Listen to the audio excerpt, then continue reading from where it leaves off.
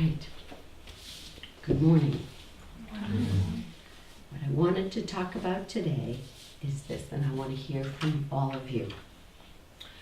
We have to be willing to own the ugly truth. When I say own, I mean own, master, transcend, in order to reach the beautiful truth. We have to be willing to own the ugly truth in order to reach the beautiful truth. What does that mean? We have to completely clean our vehicles. Have to completely clean our vehicles, yes. And accept where I am instead of where I want to be or where I think I am. Or where I hope I am? Yeah. Or where I delude myself to, Yes. that I am? This is exactly where I am. I'm not Yes. a good person. The idealist. That, oh, I am really a good person. I'm really a good person. You did this, accept it. I'm really, don't make me feel bad. I'm really a good person. A big one for me has been virtuous. Being Virtuous. virtuous. Yeah. So if we go, does Christianity encourage us to accept the sinner in us? Yes. Yes. Yes. Are we supposed to then wallow in it? No. No, we're supposed to own it, master it, transcend it, and then we get to paradise, to the beautiful truth. In Indian philosophy, are we supposed to pretend that it's all gorgeous, I'm perfect just the way I am? No. If I, from over here, in relative reality, I'm a shrunken self. Over here in absolute reality, this is who I really am.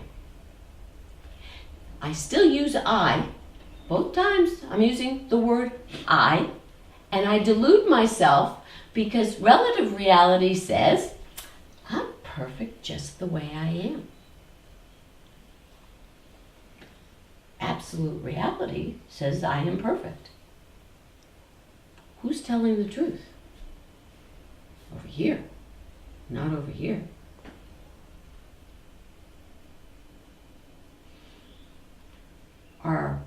And so if we look at scripture, if we look at the Shiva Sutras, what are the malas?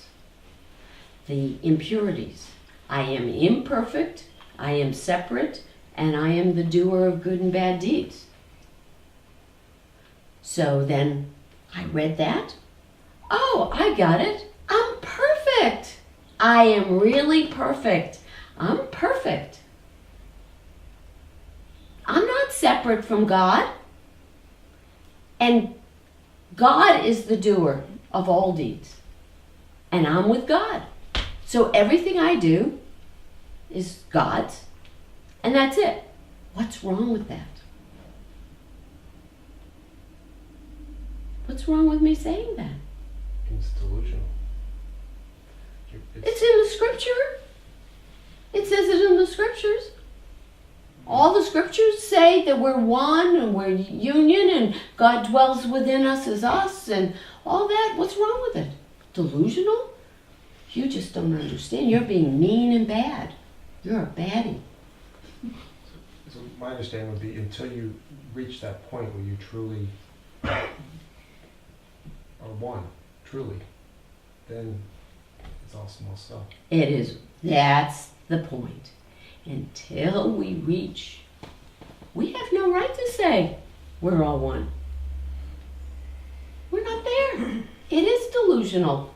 From relative reality, it's delusional. Because who's speaking? Not the true self that is in fact perfect. The true self is in fact informing, enlivening this, but this is shrunken us. This is shrunken us. Shrunken us. I like that name, shrunken us. This is it. So when people start talking about self-esteem, I have good self-esteem, so I am a good small self, and that's that. What's wrong with the whole self-esteem issue? What's wrong with it? It just feeds the small self. Absolutely. All we're doing is, that was great. K-A-T, cat. Wonderful.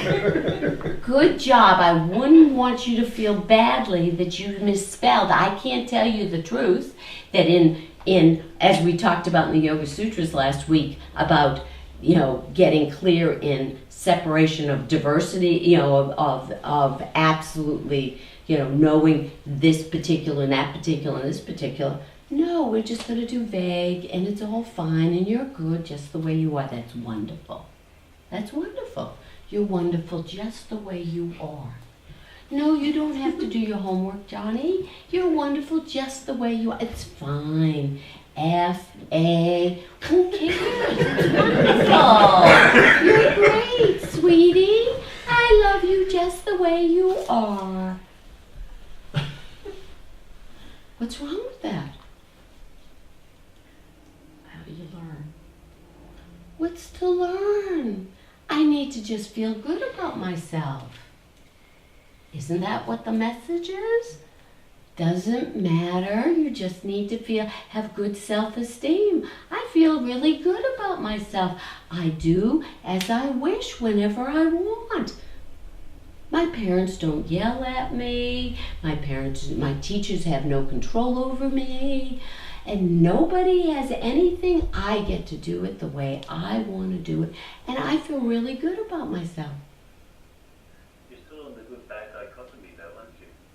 Yes, but I'm not even thinking about if somebody tells me to do something, there's where I project the bad onto them.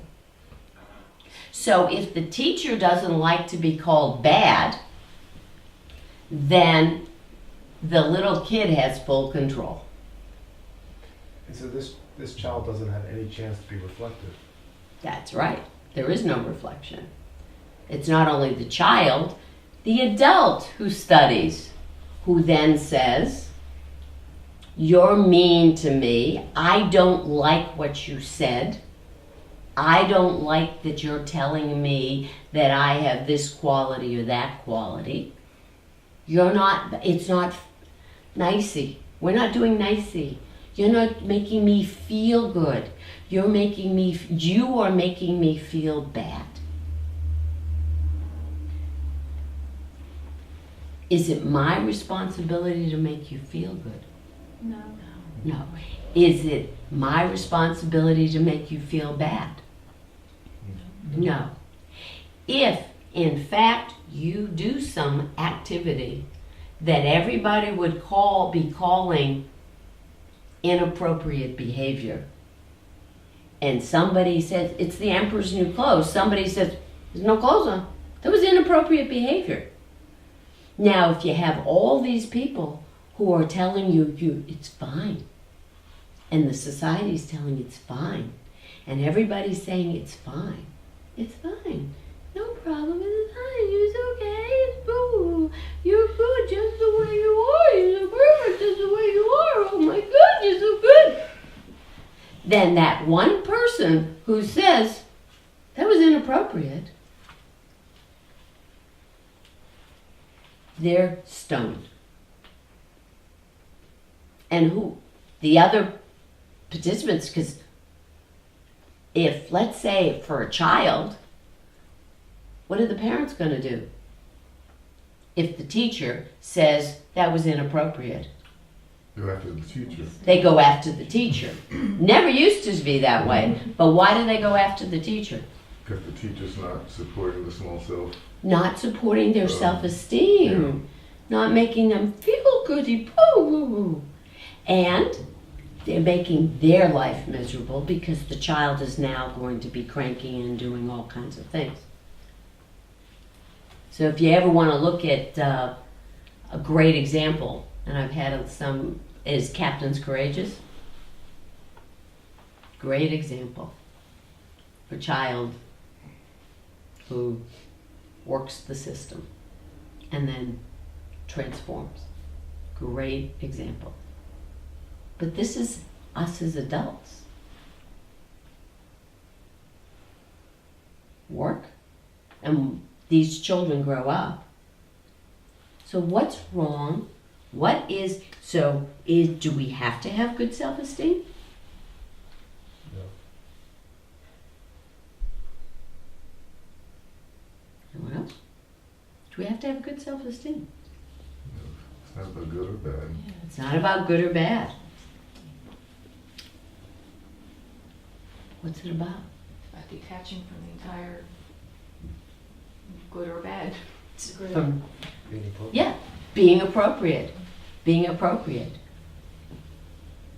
So, who is it that has good self-esteem in most cases? Small self. The small self. So, if I get to, I've got good, I really like me. I really like me. I do whatever I want. I look great. I'm free. I get to do what I want until that meanie smacks me.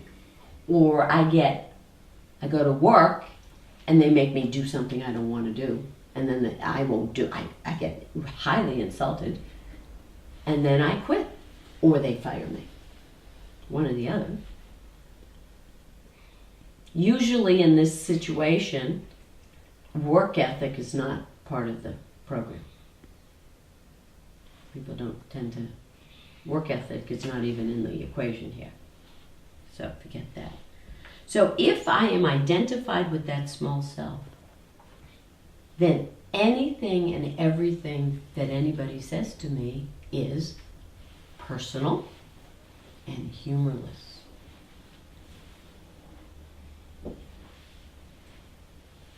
Personal and humorless. Why? How?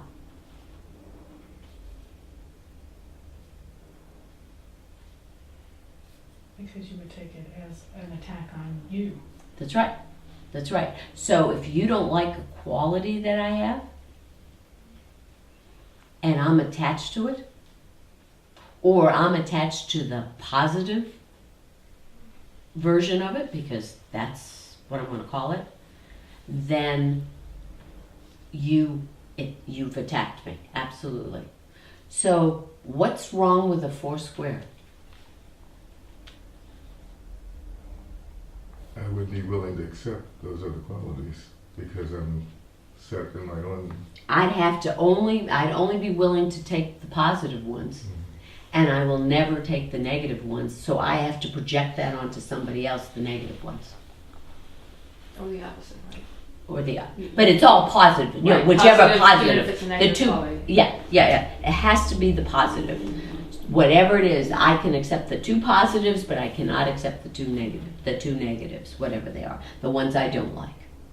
So in order to do this work, and why do we have to accept those other 2? Yeah. We got them. Oh, don't say that. That hurts my feelings. But otherwise, we're always at the mercy of outside forces and fashion as to what they think of us. Exactly. Exactly.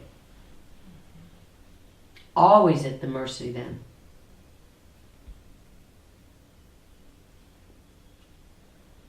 But they are, in fact, within us. If we have one, we have the other. And if we have the positive, we have the negative of it. And let's all remember, if we can see it in somebody else, we have it within ourselves.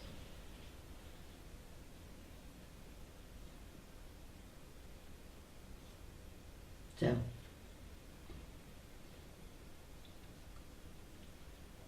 watch the whole thing of being a good person. That's so dangerous. I'm a good person.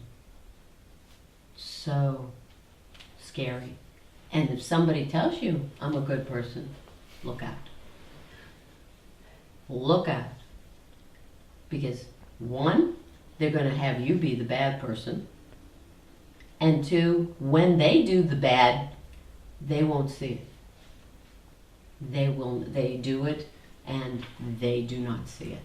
They will not acknowledge it. They will not anything. They never, their intentions are always good. Always. There's never a time that they have not been good.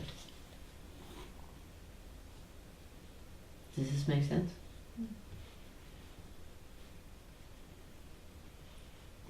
So does that mean we should have low self-esteem? We should just not even bother with it. I'm good, I'm bad, who the heck cares? If my small self is making that decision, I don't want to be either. Because when my small self says I'm good, that's scary. When my small self says I'm bad, that's scary. Scary. Because my shrunken self is based on a system that is so completely flawed. So I have to be willing to accept, do I have this quality? Yes. Do I do this? Yes. Am I willing to accept that? I have to, if I want to go beyond.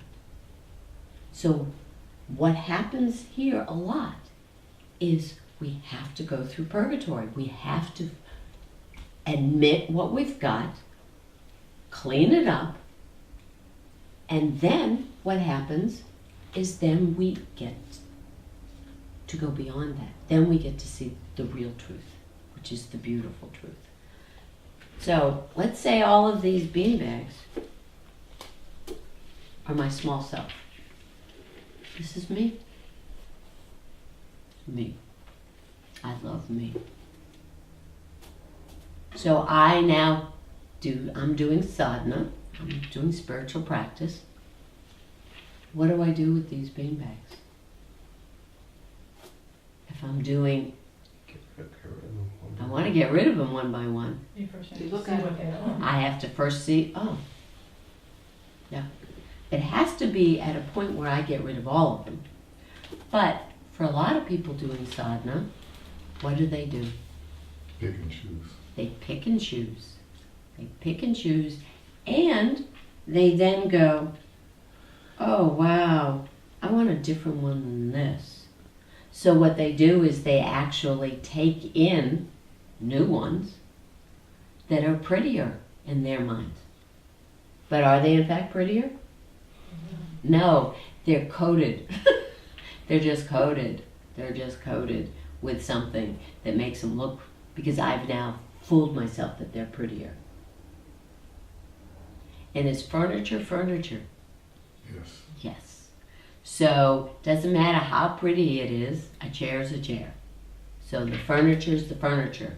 I need to get rid of all of it. A vehicle's a vehicle. I need to clean up the vehicle. And so what happens is, as I get rid of it all,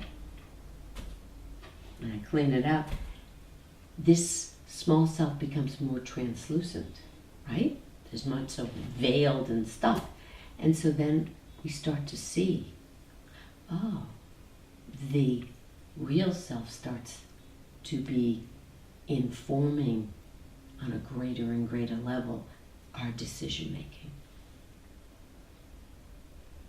So once this is completely empty, then we are, in fact,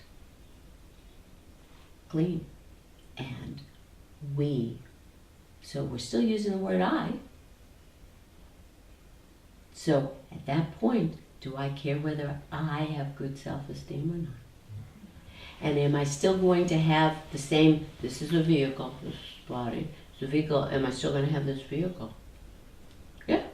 Am I still going to have, am I going to get a different intellect? No, I'm just going to have a cleaned intellect.